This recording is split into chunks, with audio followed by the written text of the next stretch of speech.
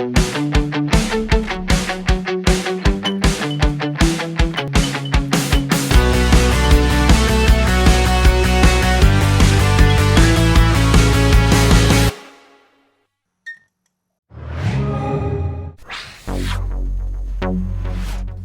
Tenno, this is Mako, and we're going to talk about Nyx's new augment, Assimilate, which works for her absorb power, which is the 4th power.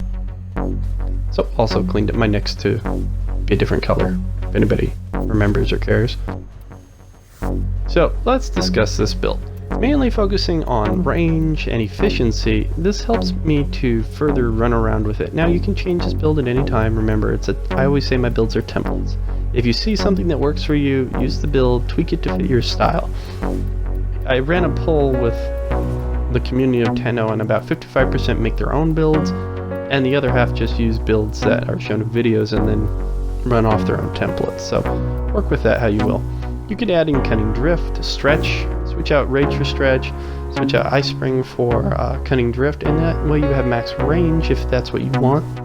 But the main factor is of a ranged Nyx, you don't care about damage because that's not really a big factor other than in Absorb.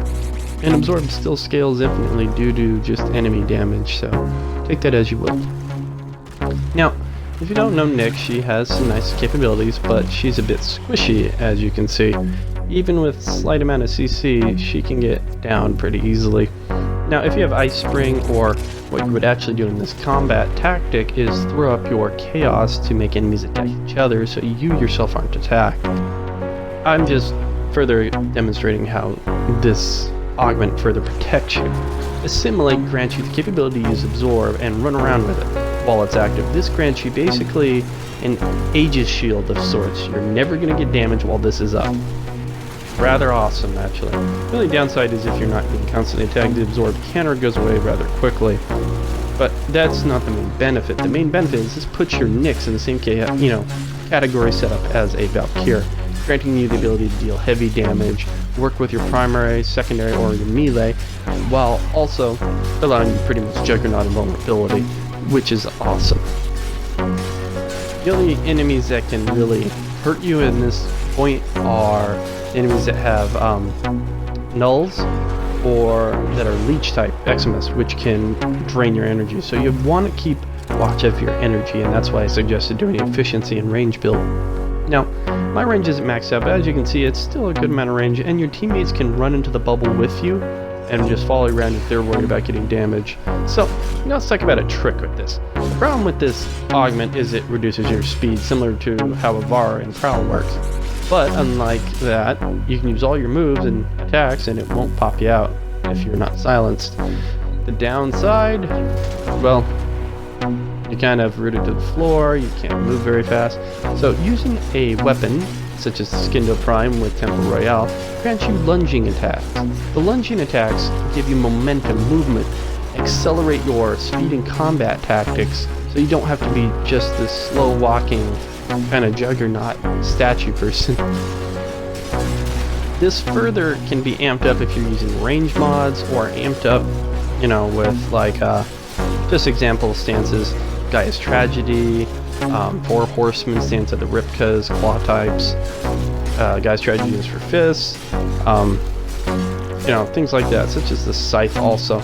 But one of the ones I would suggest stating is like the hammers, such as Jack Tag with Crush and Ruin.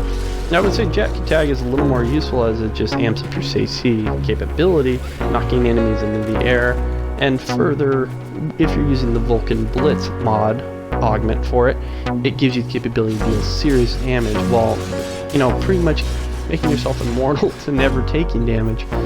Whereas using it with Valkyrie, it wouldn't activate in Valkyrie's 4th mode. This can remain active while you're in, Assimilate mode and, having hammer time.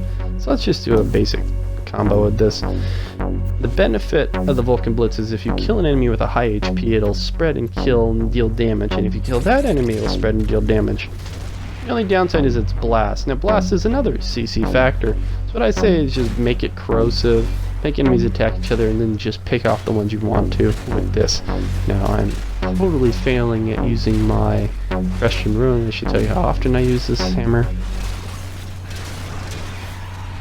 but you can deal some serious damage, as you can see. And if I start killing these enemies, there we go, that's what I want to do.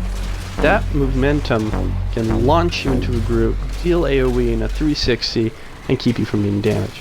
So, thanks for watching. Hope this helped, Tenno.